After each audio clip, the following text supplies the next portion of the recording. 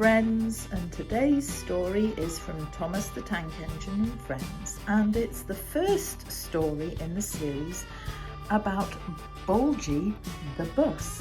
I have done a previous story about Bulgy, but this one is the first story about Bulgy.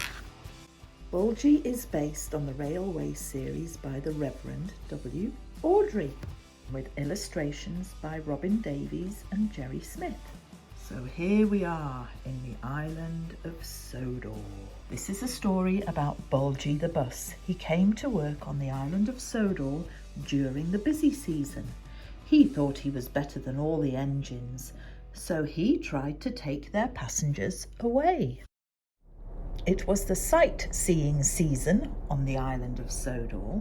The Fat Controller's engines were working hard. Their station was crowded with people. Duck, Donald and Douglas were taking passengers from the station to other parts of the island. Some passengers had been brought to Sodor by a big red bus called Bulgy. Bulgy looked at the crowded platform and frowned. "I wouldn't have brought more passengers if I'd known how many were here already," he said. "But they're all really enjoying themselves," said Duck. "Pah!" cried Bulgy crossly. Duck thought Bulgy was very moody. Bulgy was rude to all the engines. Every time he saw them, he shouted, "Down with the railways!" He said railways should be closed so coaches, buses and cars could do everything instead. The engines thought Bulgy rather silly, but when another bus arrived to take Bulgy's passengers home, the engines were worried. This meant Bulgy was going to stay on the island. Would he really get the railway closed down? What would the engines do then? Bulgy told the passengers that he could get them to the big station faster than the engines could. "That's rubbish," said Duck. "It's much further by road." "Yes," said Oliver, "but Bulgy says he knows a shortcut."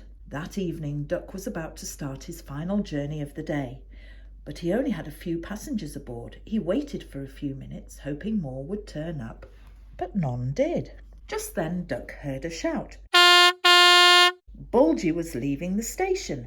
He had a sign on his side saying, "Railway Bus." Most of Duck's passengers had gone with Bulgy because he had told them he was working for the railway. "Stop!" called the railway staff as Bulgy pulled away, but it was too late. "Yah, boo, snubs!" Bulgy said as he roared away with the passengers.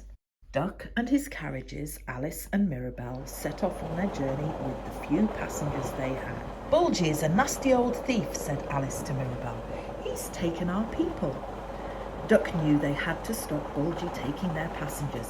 If it carried on like this, the railway would be shut down.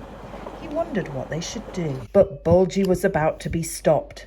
His shortcut led down a narrow road to a low bridge. As he rushed under the bridge, there was a sudden screeching noise, and he ground to a halt. He tried to move forwards, and he tried to move backwards, but it was no good. He was totally stuck. Cars and coaches beeped angrily at Bulgy because he was blocking the road. "A tall bus like you should never have gone down this road," they said.